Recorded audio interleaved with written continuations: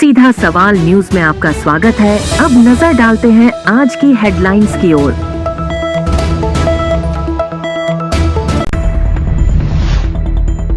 Police ने अवैध शराब तस्करी के खिलाफ कार्रवाई करते हुए 44 कार्टन देशी शराब जब्त की।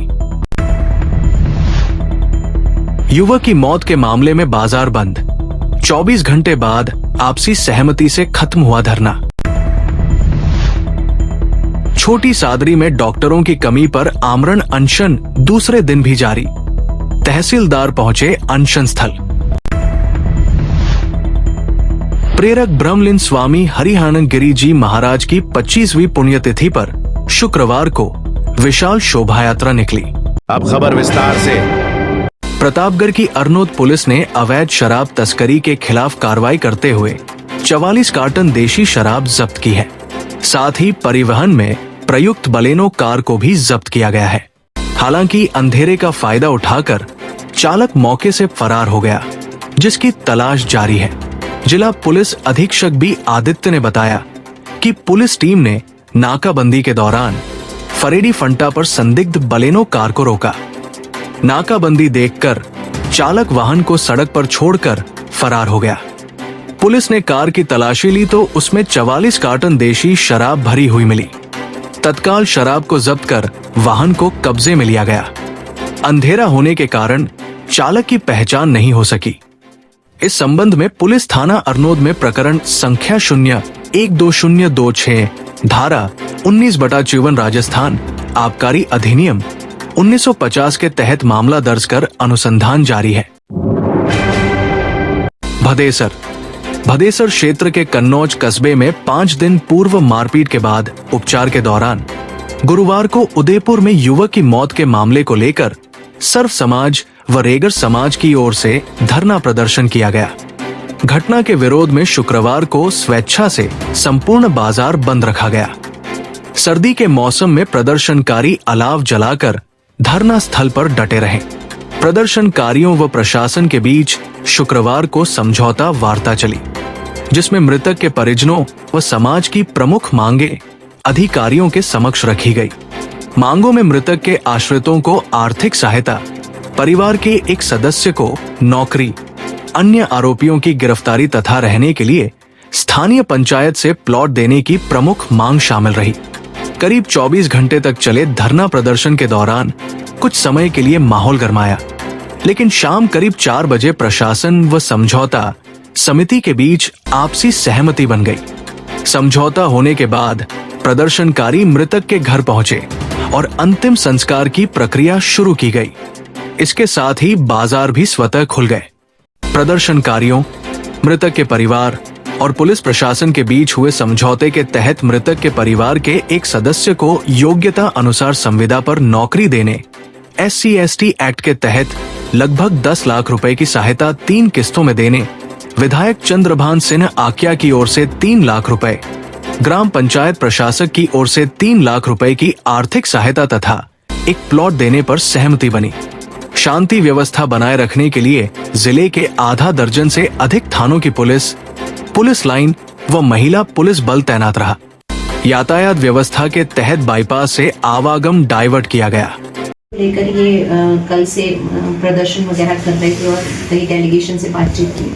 इनका मुख्य ये कहना था कि साहब हत्या का प्रकरण दर्ज कर SC/ST धारा लगाई जाकर उसमें मुलजिमों के विरुद्ध कार्रवाई की जाए। तो हमने इनको अवगत करा दिया है कि प्रकरण हत्या का दर्ज करके SC/ST में ही दर्ज किया गया है और उस पर कार्रवाई की जा रही है।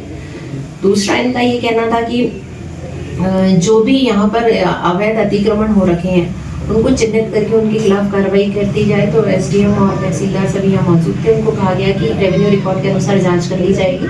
अगर किसी का अतिक्रमण है तो उस पर बाकायदा नियमानुसार कार्रवाई अमल में लाई जाएगी। इसके अलावा इनका ये था कि आर्थिक स्थिति से कमजोर है, कुछ सहायता वगैरह के लिए, तो वो क्योंकि गवर्नमेंट में कोई ऐसा स्पेसिफिक प्रावधान नहीं है, तो इनका ये कहना था कि इनका कोई प्रस्ताव बनवा के मुख्यमंत्री कार्यालय में भिजवा दिया जाए।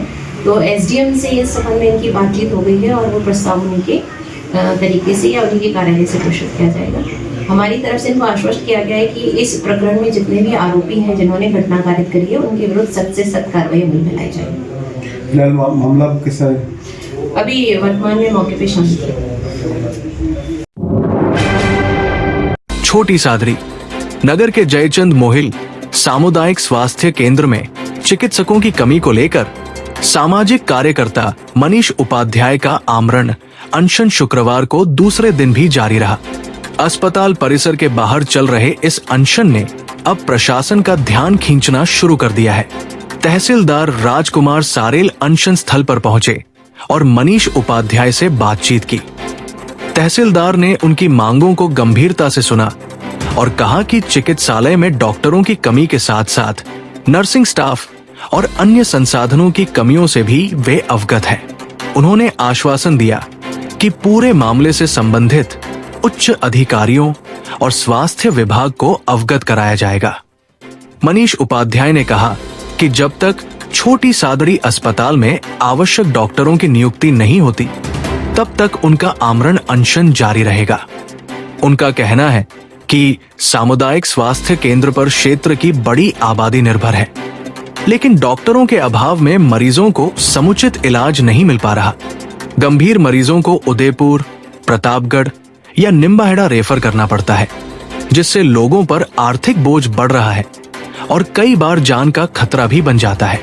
उन्होंने बताया कि पूर्व में मुख्यमंत्री, चिकित्सा मंत्री और क्षेत्रीय विधायक को कई बार पत्र और ज्ञापन सौंपे गए, लेकिन हर बार सिर्फ आश्वासन ही मिले।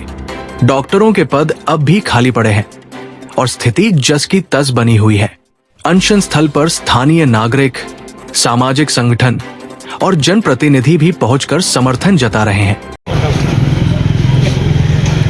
ये जो छोटी सादड़ी चिकित्सालय के लिए मैं 2 दिन से आमरण अनशन पर बैठा हूँ, तो मैं माननीय मुख्यमंत्री राजस्थान सरकार भजन लाल जी शर्मा, चिकित्सा मंत्री और क्षेत्रीय विधायक महोदय श्री चंद जी कप्तानी इसे निवेदन करता हूँ कि हमारा क्षेत्र आदिवासी क्षेत्र है और यहाँ की जनता काफ़ी परेशान हो रही है चिकित्सा सुविधा के लिए। तो मैं तीनों से यही निवेदन करता हूँ कि जल्दी से जल्दी चिकित्सालय में डॉक्टरों की व्यवस्था की जाए, जिससे क्षेत्र की जनता को अच्छा स्वास्थ्य मिले। तो जब तक अगर चिकित्सकों की व्यवस्था नहीं होगी, तब तक मैं आम जनता के लिए अनशन जारी रखूंगा। बेगू नगर के बड़ौदिया महादेव संन्यास आश्रम पर अखंड संकीर्तन के प्रेरक ब्रह्मलीन स्वामी हरिहानंद गिरी जी महाराज की 25वीं पुण्यतिथि पर शुक्रवार को विशाल शोभा यात्रा निकली, जिसमें बड़ी संख्या में नगर सहित ग्रामीण क्षेत्र के श्रद्धालुओं ने भाग लिया।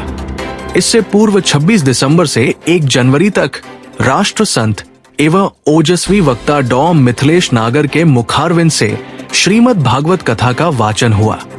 जानकारी के अनुसार बड़ौदिया महादेव मंदिर प्रबंध एवं विकास संस्थान द्वारा स्वामी धर्मानंद गिरी जी महाराज के निर्देशन में श्री कृष्ण गोविंद हरे मुरारी, हे नाथ नारायण वासुदेव अखंड संकीर्तन के प्रेरक ब्रह्मलीन स्वामी हरिहारानंद गिरी जी महाराज के 25वें पुण्यतिथि समारोह को लेकर आयोजित 8 दिवसीय कार्यक्रम के तहत 2 जनवरी शुक्रवार को प्रातः श्रद्धालुओं द्वारा समाधि पूजन के बाद बड़ौदिया महादेव संन्यास आश्रम से बैंड बाजे और डीजे के साथ विशाल शोभा यात्रा निकली, जो नगर के प्रमुख मार्गों से गुजरते हुए पुनः सन यास आश्रम पहुंचकर धर्मसभा में परिवर्तित हो गई।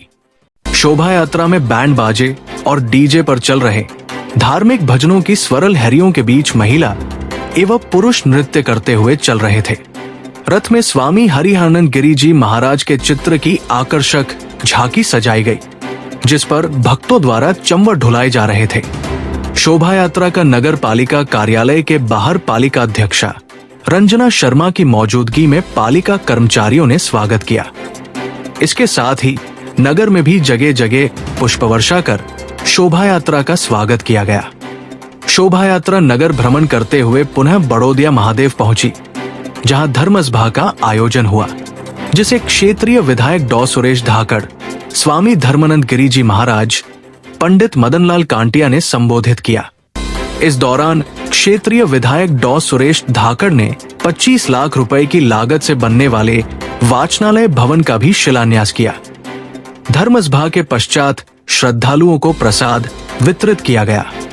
इस अवसर पर उपखंड अधिकारी अंकित सामरिया, बेगू डीएसपी अंजलि सिन्हा, प्रशिक्षु आरपीएस मनीष शर्मा, नायब तहसीलदार विष्णुलाल यादव, पूर्व पालिका अध्यक्ष एडवोकेट कैलाश चंद्र शर्मा, शंभूलाल धाकर, पालिका पार्षद राजुलेंद्र सुराणा, पूर्व नगर मंडल अध्यक्ष सीपी जोशी, दीपक पंचोली, उत्तम सिन्हा सहित बड़ी संख्या में श्रद्धालु मौजूद थे।